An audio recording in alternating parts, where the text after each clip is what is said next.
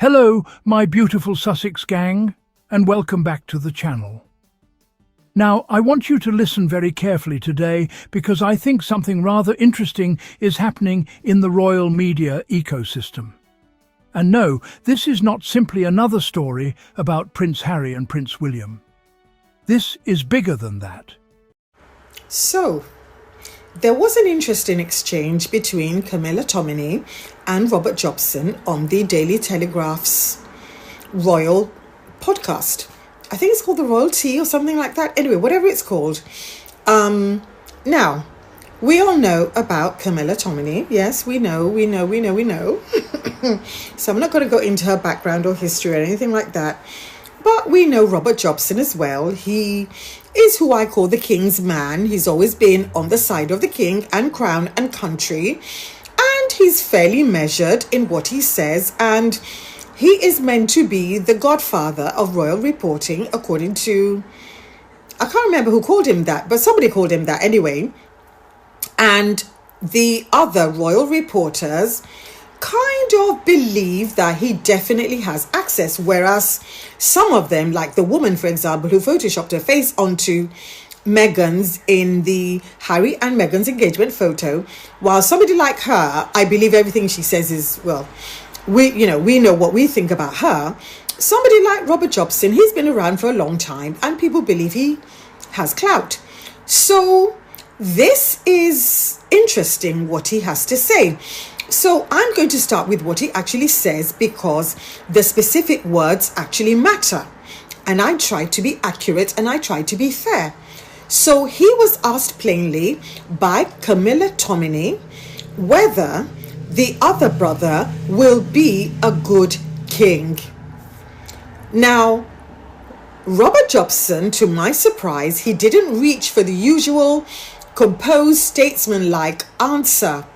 He said, and these are his exact words, he said, he's tricky. And when Camilla pushes on that, he says, he doesn't walk it back. He says there's no doubt that the king used to get on better with Harry. That people who know them describe this as part of the heartbreaking side of the whole fallout. Yes. So if you as a dad know very well that you used to get on with a particular son and the other son was, well, tricky in the words of a royal expert, why on earth would you jeopardize your relationship with the son you used to get on with just because you do not like his wife? This is about what happens when the carefully constructed image of one royal begins to collide with the version of events that another royal has been telling us for years. Because for years we have been presented with a very familiar picture. Harry is the emotional one. Harry is the difficult one. Harry is the volatile one. Harry is supposedly the brother who cannot control himself. And William? Well, William is always presented as the composed one, the responsible one, the future king, the stable one, the one who is supposedly carrying the weight of the monarchy on his shoulders. But what happens when someone from within the royal reporting establishment begins describing the picture a little differently? That is where this story gets very interesting. Because the issue isn't whether every single allegation made by Harry should automatically be accepted without question. Of course not. The issue is something much more important. It is whether the media has been applying the same standard of scrutiny to Harry that it applies to the rest of his family. And Sussex gang, I think that is the question we should be asking. Because when Harry tells his story, we are told he is bitter. When Harry describes his experiences, we are told he is exaggerating. When Harry discusses family conflict, we are told he is damaging the institution. But when a royal correspondent with decades of experience discusses similar themes involving the Prince of Wales, suddenly the conversation becomes much more nuanced. Suddenly we hear words like tricky. We hear references to temper. We hear descriptions of someone being difficult to handle. We hear about people approaching sensitive subjects carefully. And suddenly I have to ask, why is the language so different? Why is Harry not afforded the same benefit of the doubt? Because this is where the double standard becomes impossible to ignore. According to the discussion we're examining today, Robert Jobson was asked whether the Prince of Wales would make a good king. And rather than giving the predictable, polished answer that we have heard countless times before, he reportedly described him as tricky. Now, that word by itself may sound harmless, but context matters, because the conversation reportedly went further, touching on temperament, difficult relationships, and the idea that people around him have to be careful when dealing with sensitive issues. And this is where I think Sussex gang, we need to slow down. Because we have become so accustomed to royal reporting that we sometimes forget how extraordinary this actually is. The monarchy survives partly through presentation. It depends on symbolism, it depends on continuity, it depends on projecting stability. The future king is therefore not just another public figure. His image is part of the institution. So when someone who operates within the royal reporting establishment publicly introduces a less polished version of that image, people naturally pay attention. But here is where I want to take this conversation in a slightly different direction. I don't think the biggest revelation is about William's temperament. I think the bigger revelation is about... Think about it. Harry has been subjected to years of headlines describing him as unstable, emotional, angry, difficult, reckless, and unable to move on. His every word is dissected. His facial expressions are analysed. His decisions are scrutinised. His wife is dragged into the conversation. Even his attempts to protect his family are sometimes framed as evidence of paranoia or disloyalty. But when conversations emerge about other members of the royal family, the vocabulary changes. The language becomes softer, fiery, passionate, strong-willed, assertive, tricky. Do you see the pattern? The same human behaviour can be described in completely different ways, depending on who is displaying it. And that, my Sussex gang, is what I think deserves our attention. Because Harry's greatest crime, in the eyes of some sections of the media, may not have been that he was emotional. It may have been that he refused to remain silent. That is a very different thing. Harry did something that the traditional royal system was never particularly comfortable with. He told his own story. And once you do that, you take away the power of other people to tell the story for you. That is why the publication of Spare was so disruptive. Not necessarily because every reader agreed with every detail, not because every interpretation was universally accepted, but because Harry introduced his own voice into a system where royal voices have historically been carefully managed. And once that happened, the public had to confront a question. What if the version of Harry we had been sold was incomplete? What if the spare was not simply a bitter younger brother? What if he was a person who had experienced years of complicated family dynamics and eventually decided that he could no longer remain silent? Now, let me be clear. I am not saying that one royal commentator's remarks suddenly prove every single thing Harry has ever said. That would be intellectually dishonest, and we don't need to do that. What we can say is that when independent accounts or commentary appear to overlap with themes Harry has previously discussed, it becomes reasonable to revisit the assumption that Harry was simply inventing everything. That is the part I find fascinating. Because for years the public was encouraged to see Harry's version as the unreliable version, the angry version, the emotional version, the version that supposedly could not be trusted. But what happens when pieces of that narrative begin to look more complicated?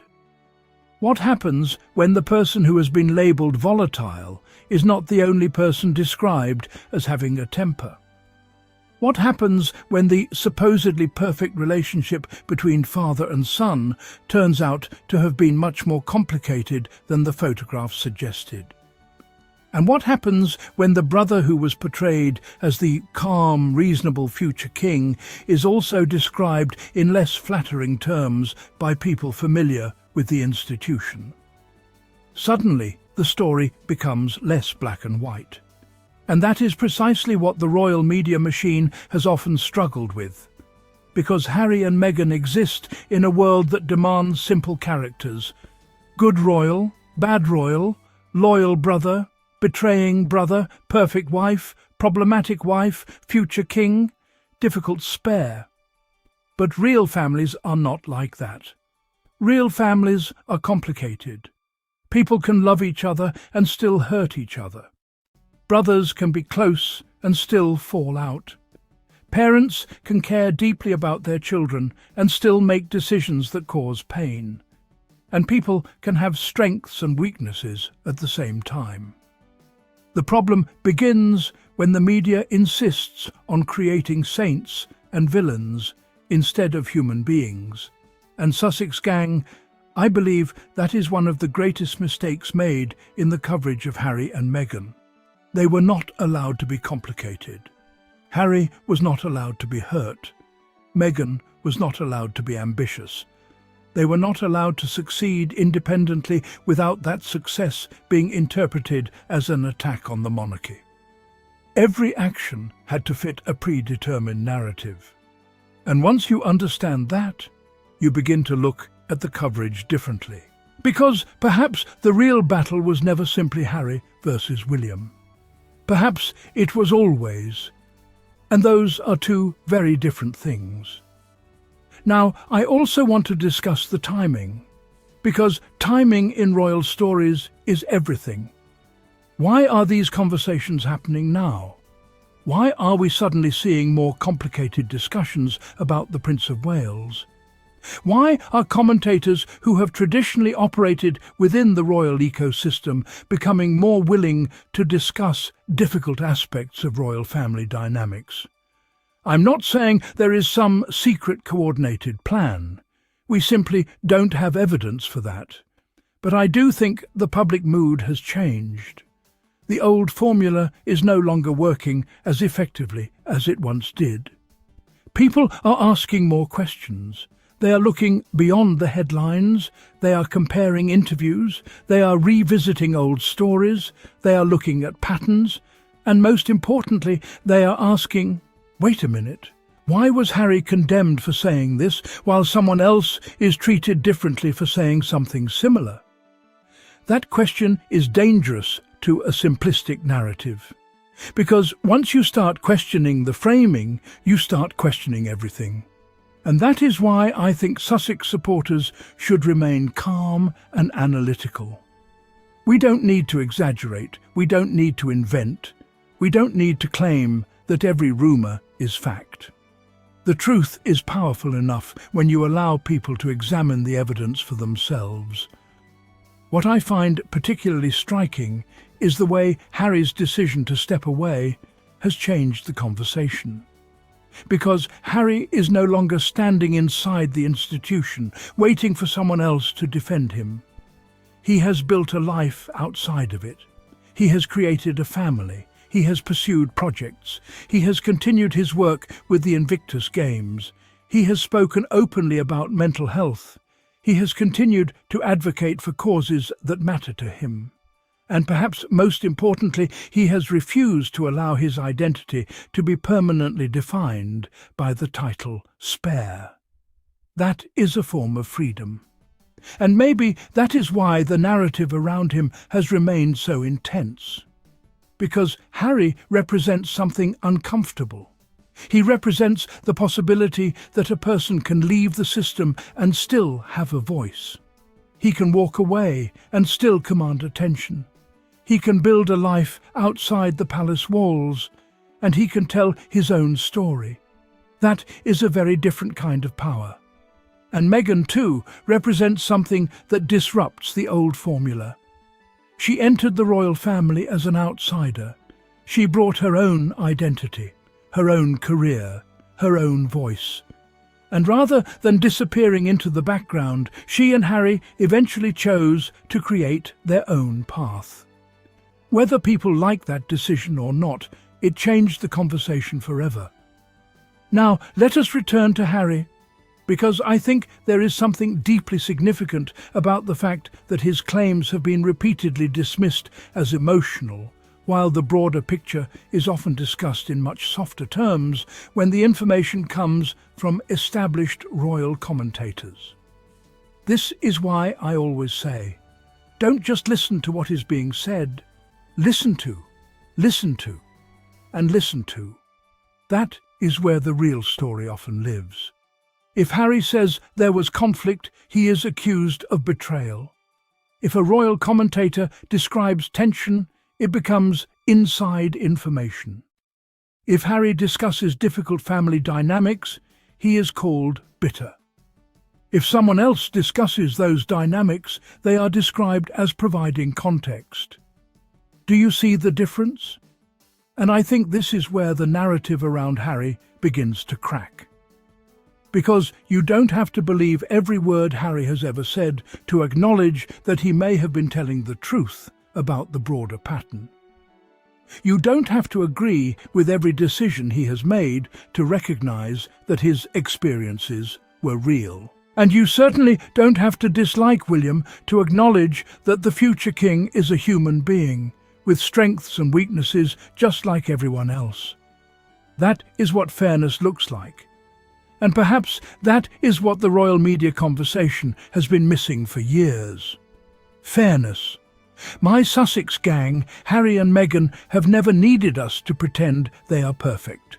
They don't need us to say they have never made mistakes.